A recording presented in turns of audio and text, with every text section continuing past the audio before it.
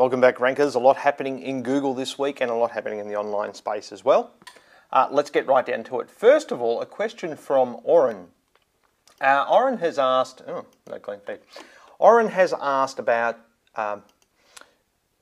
if I'm trying to rank, say, for SEO Melbourne, will I then also automatically rank for Melbourne SEO? He's actually asked it a slightly different way, but I'm tailoring it for our needs.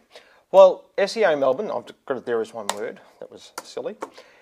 SEO Melbourne, you can see there we're number 1. But then if we go Melbourne SEO,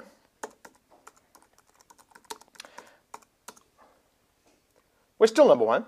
But what's actually changed is some of the lower ranks down here have moved around.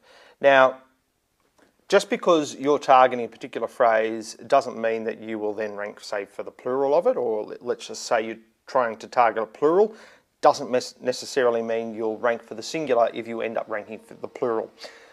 Basically, it depends on the competition in that space, and if someone is optimizing a phrase better than you are, they're going to rank higher than it. So, catering Melbourne, Melbourne catering are not the same thing. Caterers in Melbourne is different again, and you have to target all those phrases separately if the competition is strong.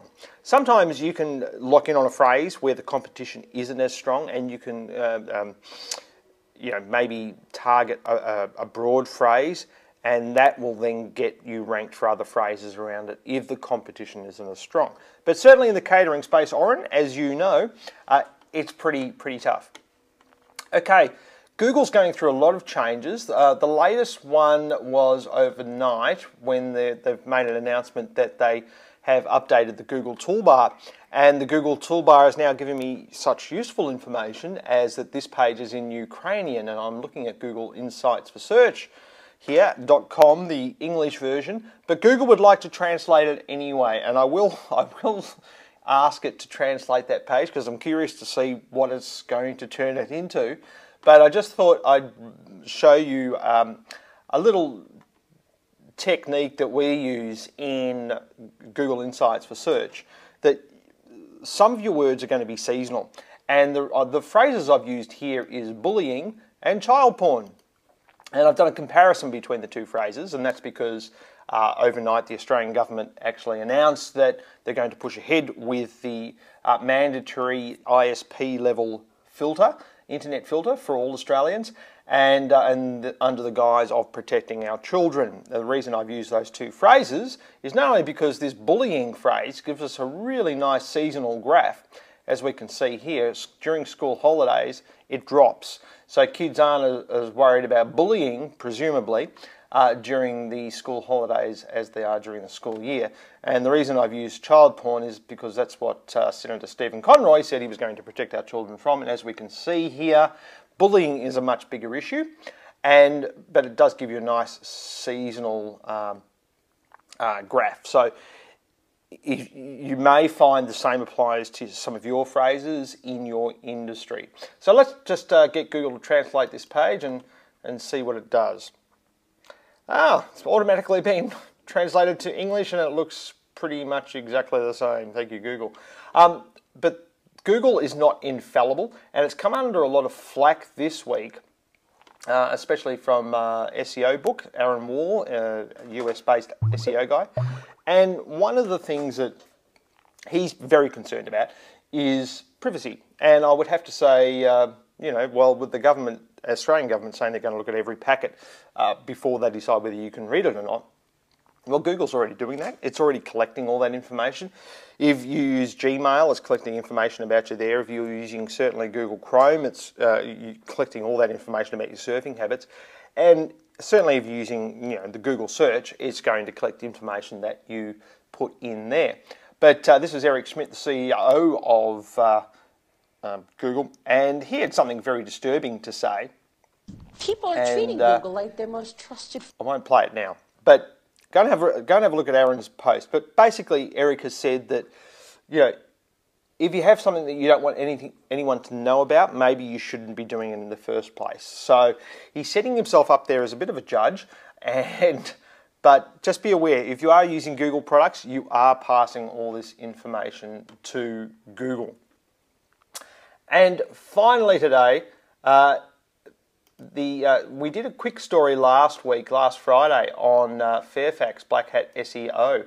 What one of the guys here found, Joel, that found that Fairfax was doing some blackhat SEO, and he went and had a look at it, and we put a story up about it and put a spot in our blog about it. Fairfax and OMG, who is the creator of a lot of the sites that Fairfax is co-branding, have said that the reason they did that black hat technique was because their restrictions of the CMS didn't allow them to get a logo in a H1. Well, my question would be, why would you put a logo in a H1 anyway, because it serves no purpose? What OMG Fairfax Digital were doing is that they were putting text into the code of the page that they didn't want humans to see, and then they were formatting it as a heading 1. Now that's a big no-no, and I won't go over the whole case, but the Director of Corporate Affairs for Fairfax has come, Corporate Director of something at Fairfax,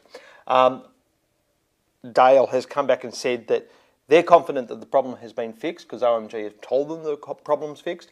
And it wasn't a Fairfax Digital site anyway, it was an OMG site. However, Joel went and had a look at the age.com.au, and he went and did a search on the front page for a H1.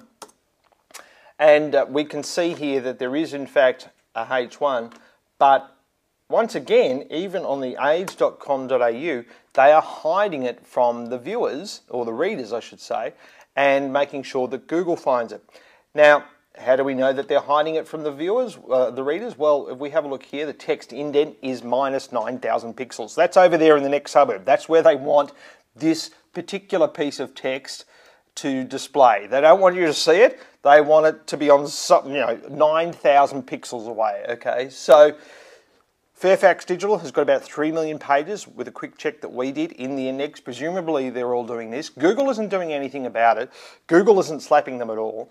And every one of these pages that we've looked at, there is a similar technique to this. Now, I wouldn't recommend you go out and do this because it's deceiving your users and it's deceiving the search engines, and it's not a good thing to do. Even though Fairfax seems to be getting away with it, we don't actually know how much it is contributing to a particular ranking with those phrases and doing what they're doing. So maybe Google's just ignoring it and saying, you crazy kids at Fairfax, I'm going to ignore that, but I'm going to rank you high anyway. Who knows?